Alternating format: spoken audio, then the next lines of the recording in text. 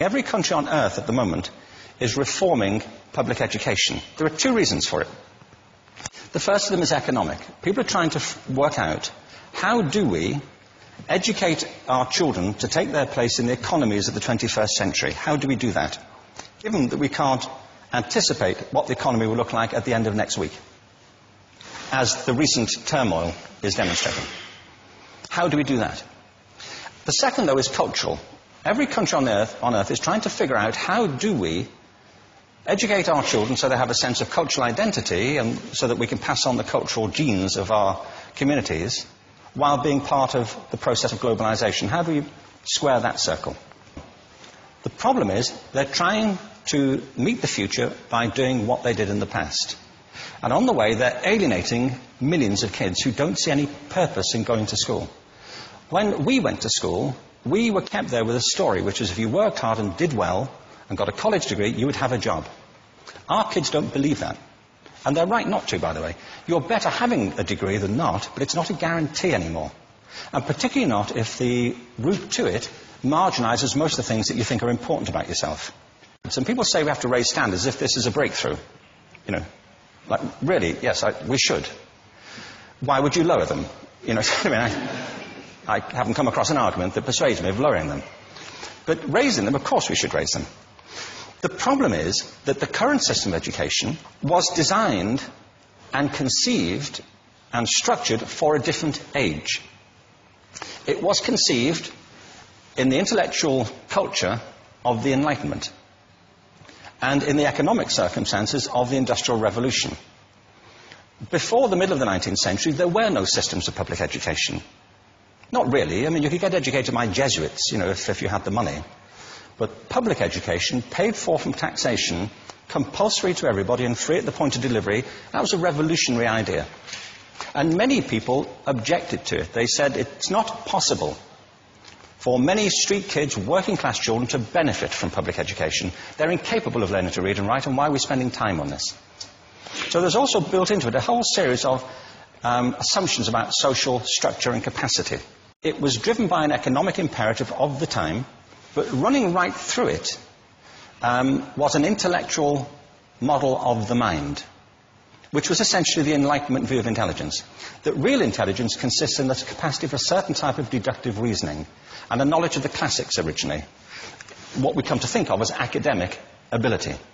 And this is deep in the gene pool of public education, that there are really two types of people, academic and non-academic, smart people and non-smart people. And the consequence of that is that many brilliant people think they're not, because they've been judged against this particular view of the mind. So we have twin pillars, economic and intellectual. And my view is that this model has caused chaos in many people's lives. It's been great for some. There have been people who have benefited wonderfully from it. But most people have not. Instead, they suffer this. This is the modern epidemic, and it's as misplaced and it's as fictitious. This is the plague of ADHD.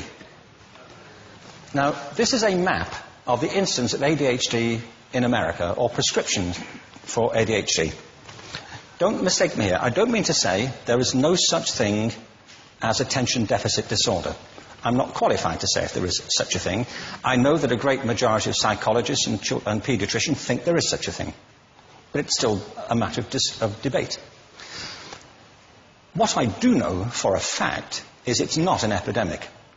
These kids are being medicated as routinely as we had our tonsils taken out.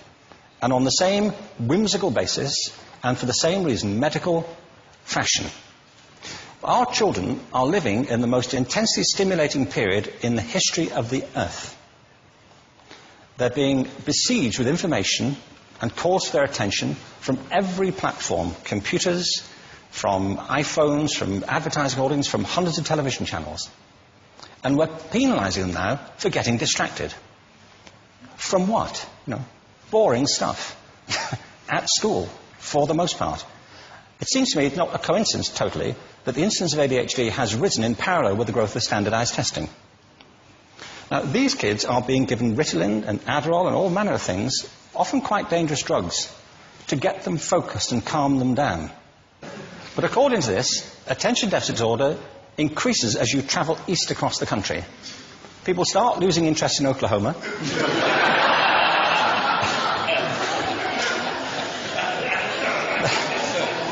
They can hardly think straight in Arkansas. And by the time they get to Washington, they've lost it completely. And there are separate reasons for that, I believe. It's a fictitious epidemic. If you think of it, the arts, and I don't say this exclusively the arts, I think it's also true of science and of maths, but I say about the arts particularly because they are the victims of this mentality currently, particularly. The arts especially address the idea of aesthetic experience. An aesthetic experience is one in which your senses are operating at their peak, when you're present in the current moment, when you're resonating with the excitement of this thing that you're experiencing, when you are fully alive. An anesthetic is when you shut your senses off and deaden yourself to what's happening. And a lot of these drugs are that. We're getting our children through education by anesthetizing them. And I think we should be doing the exact opposite. We shouldn't be putting them asleep. We should be waking them up to what they have inside of themselves. But the model we have is this. I believe we have a system of education that is modeled on the interests of industrialism and in the image of it. I'll give you a couple of examples. Schools are still pretty much organized on factory lines, ringing bells, separate facilities, specialized into separate subjects. We still educate children by batches. We put them through the system by age group. Why do we do that? Why is there this assumption that the most important thing kids have in common is how old they are? It's like the most important thing about them is their date of manufacture. You know what I mean? Well, I know kids who are much better than other kids at the same age in different disciplines, or at different times of the day, or better in smaller groups than in large groups, or sometimes they want to be on their own. If you're interested in the model of learning, you don't start from this production line mentality. It's essentially about conformity, and increasingly it's about that as you look at the growth of standardized testing and standardized curricula. And it's about standardization. I believe we've got to go in the exact opposite direction. That's what I mean about changing the paradigm. There was a great study done recently of divergent thinking. Published a couple of years ago. Divergent thinking isn't the same thing as creativity. I define creativity as the process of having original ideas that have value. Divergent thinking isn't a synonym, but it's an essential capacity for creativity. It's the ability to see lots of possible answers to a question, lots of possible ways of interpreting a question, to think what Edward de Bono would probably call laterally, to think not just in linear or convergent ways, to see multiple answers, not one. So, there are tests for this. One kind of cod example would be people might be asked to say, how many uses can you think of for a paperclip? One of those routine questions. Most people might come up with 10 or 15. People who are good at this might come up with 200. And they do that by saying, well, could the paperclip be 200 foot tall and be made out of foam rubber? Does it have to be a paperclip as we know it, Jim? Now, there are tests for this, and they gave them to 1,500 people. This is in a book called Breakpoint and Beyond. And on the protocol of the test, if you scored above a certain level, you'd be considered to be a genius at divergent thinking. Okay? So my question to you is, what percentage of the people tested, of the 1,500, scored at genius level for divergent thinking? Now, you need to know one more thing about them. These were kindergarten children. So what do you think? What percentage at genius level? 80. 80, okay. 98%. Now, the thing about this was it was a longitudinal study. So they retested the same children 5 years later, ages of 8 to 10. What do you think? 50? They retested them again 5 years later, ages 13 to 15. You can see a trend here, can't you? Now, this tells an interesting story, because you could have imagined it going the other way, couldn't you? You start off not being very good, but you get better as you get older. But this shows two things. One is we all have this capacity, and two, it mostly deteriorates. Now, a lot of things have happened to these kids as they've grown up. A lot. But one of the most important things that happened to them, I'm convinced, is that by now they've become educated. They've spent 10 years at school being told there's one answer, it's at the back.